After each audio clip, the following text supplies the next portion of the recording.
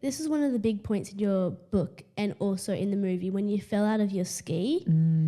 That must, like when you got on the boat, you must have felt like I could almost die. 100%. I tried to get back in my ski and I couldn't. In fact, I tried 6 times and I fell out of my ski and I realized I wasn't getting back in. I just didn't have the energy. And that boat was sailing away. I could see the lights in the distance. It takes them 500 meters to turn around.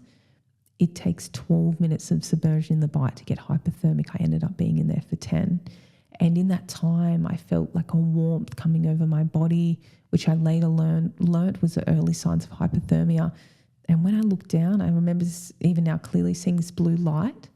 And I just thought that was normal. And what I didn't put down to, while I was trying to get on the ski flipped up and hit me in the head. They think I was concussed.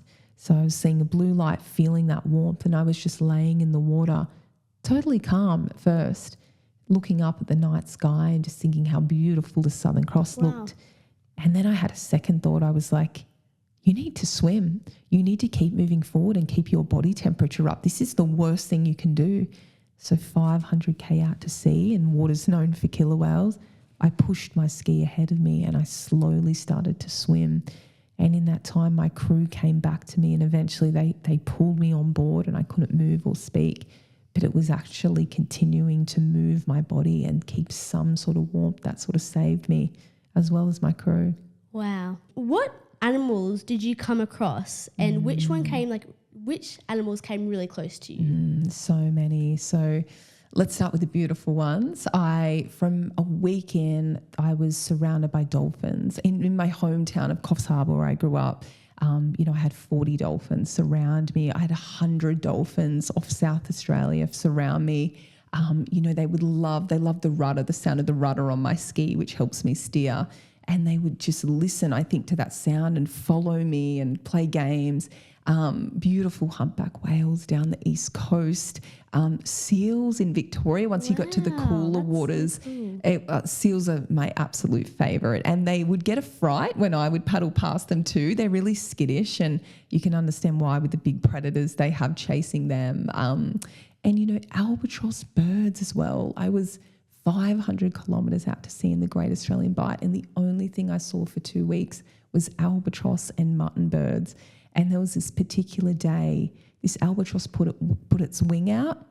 I reached out and touched this wing of an albatross. It was sitting on the water and I paddled past it and it put its wing out. I will never forget that moment. It was just like high-fiving an albatross in the middle of the ocean. They're so rare to see.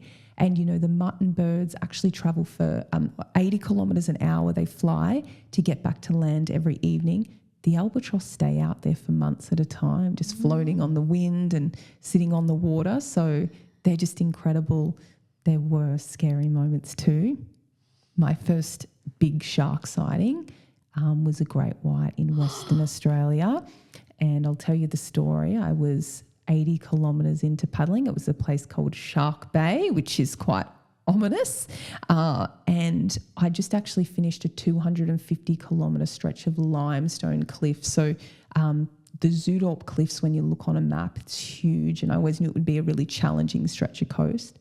I turned the corner. I was coming into Shark Bay, 80 kilometres in.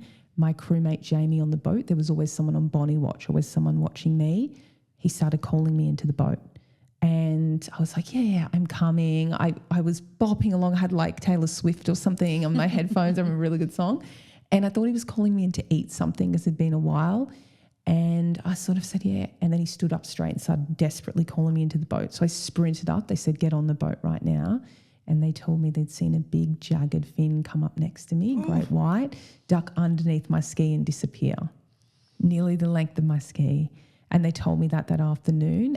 And I had to get back in the water the next day in that exact same spot